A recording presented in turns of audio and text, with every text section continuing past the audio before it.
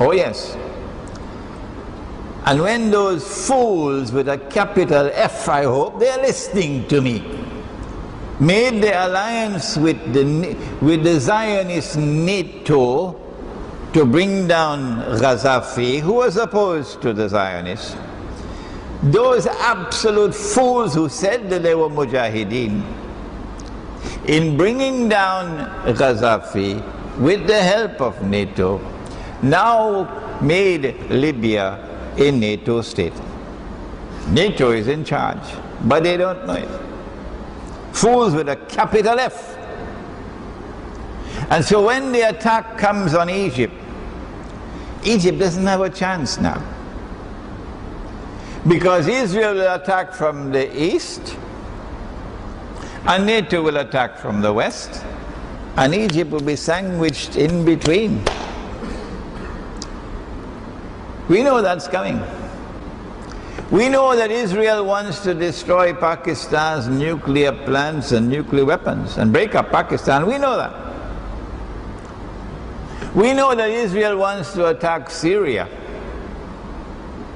bring about regime change in Syria so that Syria could become another Libya. And those fools who were so foolish in Libya are equally foolish or even more foolish in Syria. And I'm not talking about the Mujahideen in Syria who have no links with the Zionists, none, and who would rather die than take a penny from Saudi Arabia,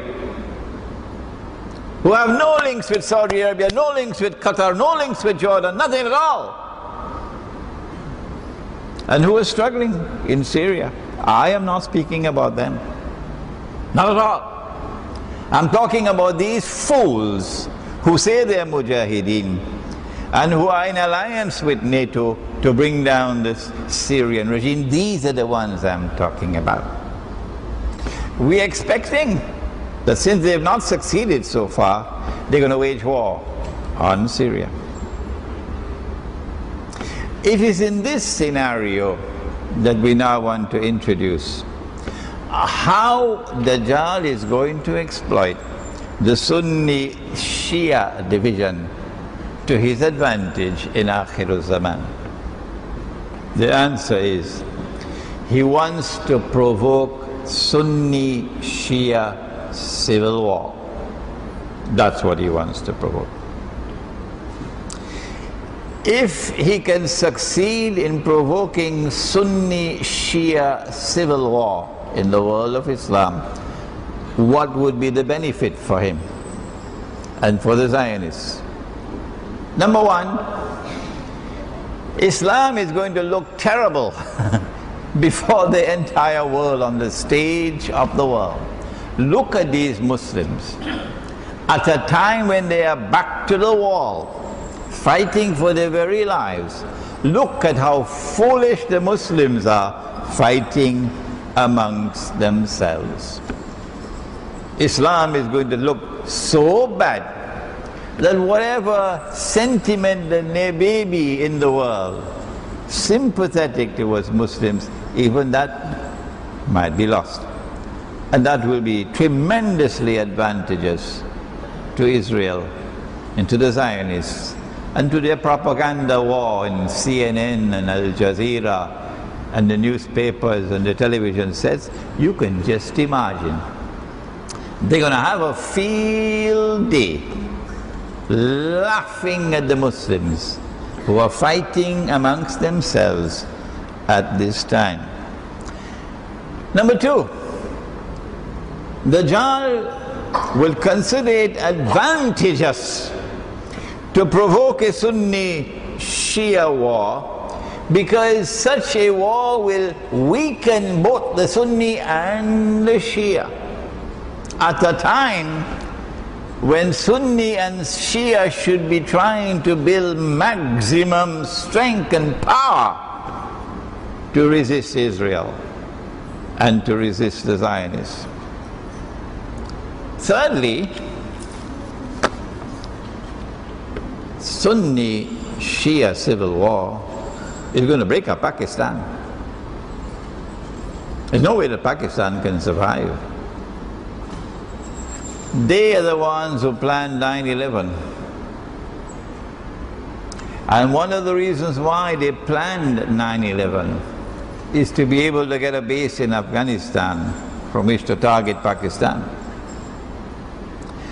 To attack Pakistan, to destroy Pakistan's nuclear plants and nuclear weapons, and break up Pakistan into bits and pieces. They've not been able to do it for 10 years. Even though they had the presidency in their camp, a man named Pervez Musharraf, before he left, the Pakistanis were calling him Dog Musharraf. For 10 years, and this is to the credit of the Pakistani people, that they've not been able to do it as yet. They are actually waiting for civil war. The reason why they have all the drones killing the Pakistani people, and even killing the Pakistani soldiers, is because they were hoping to provoke civil war in the Pakistan armed forces. But it has not happened so far, because the Pakistanis knew what they wanted and have denied it. But if they succeed in provoking Shia Sunni civil war in the world of Islam, goodbye Pakistan. But there's a fourth reason why Dajjal would like to provoke Sunni Shia civil war. I'm going to restrict myself to these four reasons, but I'm sure tomorrow on YouTube you're going to see so many scholars intervening to give us a 6 and a 7 and an 8 and a 9 reason and so on.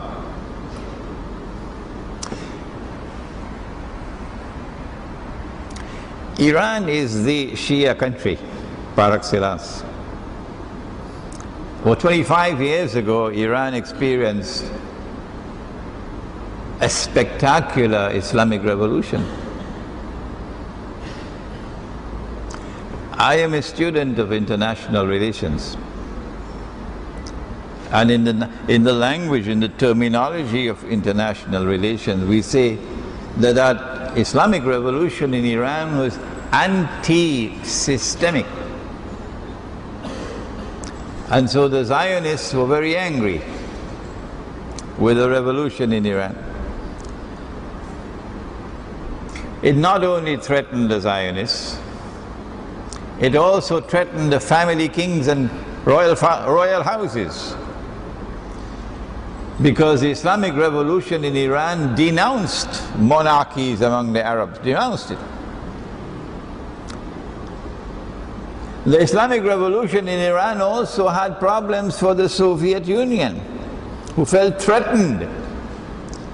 And as a consequence of the revolution in Iran, the Soviet Union intervened in Afghanistan in December 1979, if I am not wrong. The revolution in Iran has produced a government which has consistently for these last 25 years opposed the Zionists. That's not what they want. Dajjal doesn't want that.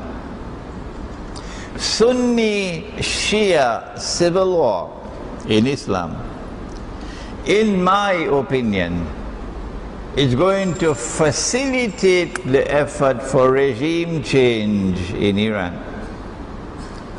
And so that a regime in Iran which is standing up against Israel and standing up against all the clients of Israel in Saudi Arabia and Qatar and what have you, would be removed.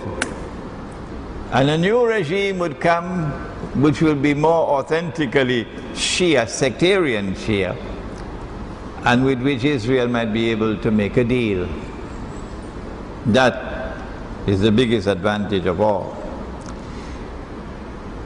Is it possible for us to do something to prevent Sunni Shia civil war in the world of Islam? The Ottomans have already contributed a lot. The Ottoman, you know, the monarchy, for 600 years, they waged war against the Shia. So Sunni Shia warfare to fan the flames of hatred. And today the drum beating is taking place. When I use the term Protestant Islam, by now you all know what I mean by Protestant Islam. A version of Islam with a methodology which says the religion is restricted to simply texts, the text of the Quran, the text of the Hadith, devoid of the spiritual heart, devoid of nur, devoid of firasatul mu'min, devoid of a capacity to see with the nur of Allah. That Protestant Islam declares that only Allah and His Messenger and the Aslaf have the authority to interpret the Quran and to interpret the Hadith. That's their position, and I'm not speaking derogatively about them. No. I'm not ridiculing them. No. I'm not disrespecting them. I'm not waging war on them. No. It is this Protestant Islam which is now beating the drums furiously against the Shia. Taken for a ride by Dajjal, who wants to foment Shia-Sunni civil war. And so wherever there is Protestant Islam anywhere in the world today, you find a people who are obsessed with beating the drums of war against the Shia. One of the ways that we can avoid Sunni-Shia civil war is by calling a spade and telling them, you are foolish in what you're doing. You are playing, you are dancing to Dajjal's tune.